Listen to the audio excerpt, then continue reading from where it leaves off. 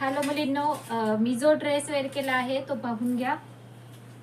सुंदर ड्रेस आहे, मी जो वेअर केलेला आहे बघून घ्या. त्याचा दुपट्टा आणि ड्रेस फॅब्रिक टू गुड आहे. नेकला गोटापट्टीचं छान काम केलेलं आहे.